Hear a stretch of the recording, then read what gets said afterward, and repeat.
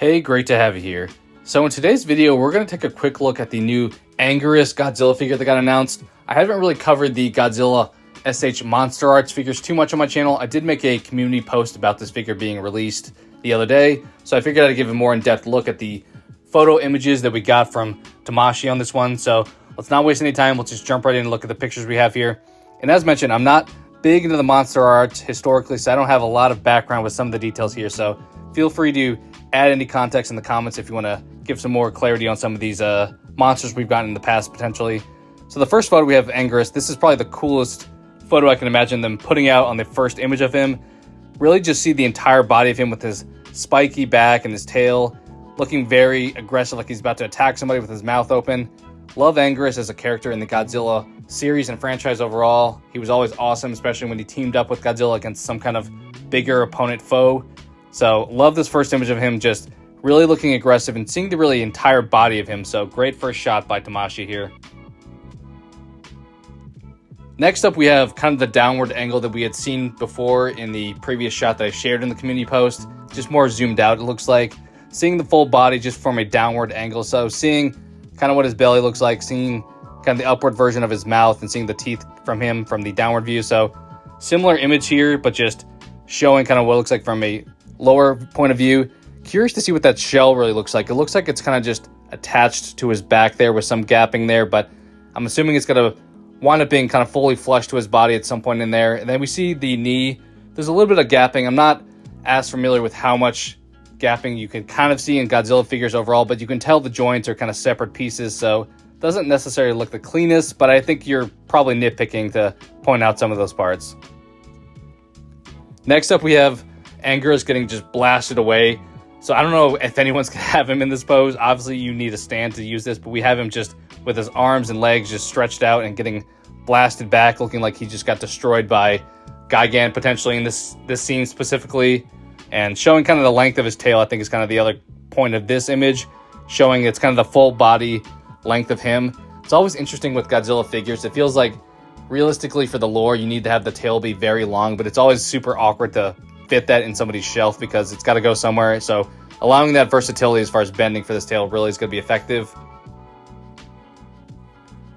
Next up, not much new here. We just have another kind of downward angle with him from the side, showing his mouth more closed this time. So his mouth definitely opens and closes, and you kind of get different expressions depending on how you want to position that, but not a whole lot of variety here, just showing the full body from a different side of the screen here. Next up, not a whole lot new here. Once again, we have him positioned with Godzilla. So for folks who aren't aware, this is the version of Anguirus from the Godzilla vs. Gigan 1972 film, and just shows them walking towards probably their opponent at this point in time. So a little bit of an action pose of him moving potentially with this image here. Then we have him. This could be the famous scene where he's talking to Godzilla and we see him like talking in English from what I watched growing up.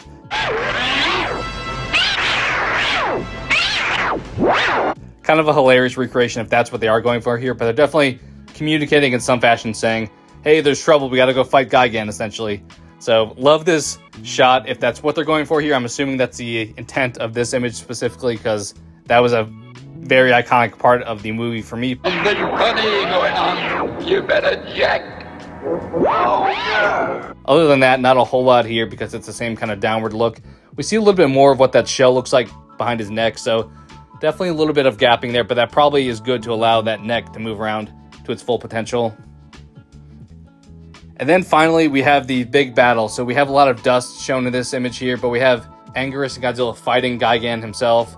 Would love to get my hands on that Gigan too. Gigan was probably one of my favorite villain monsters in the entire Godzilla franchise, but just a cool action shot here. We obviously don't see a whole lot of Anguirus specifically. I think it's supposed to just show, hey, buy all these three figures, and you can recreate this scene of them battling in that movie. So overall, love the idea of including him here, and think it's going to be a great release and a great figure to add if you are into the MonsterArts series, or if you're just a fan of Anguirus like myself.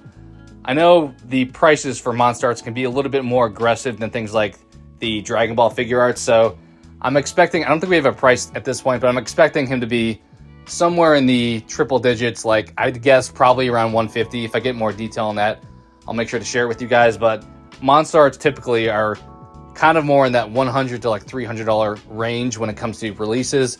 So I'm going to say Anguirus probably winds up around that $150. So I'll be a little bit torn if I pick him up because it's a little bit expensive or pricey for an action figure, but it may be something that's worth it, and it's definitely in line with the price that I would expect from one of these figures. So what are your guys' thoughts? As I saw, this one pre-orders open for him on November 8th, and I think he's supposed to be released in May of 25, so a little bit of time before we get this guy in hand, but you can definitely pick him up here in the near term as far as ordering that pre-order. What are your thoughts on Anguirus? What are your thoughts on the Godzilla franchise as a whole, or this Godzilla vs. Gigan film? Are you intending to recreate the scene with these three monsters, or what are your thoughts overall on just this release and just the future of the MonsterArts line as a whole? So appreciate you guys so much for watching, and hope to talk to you again soon.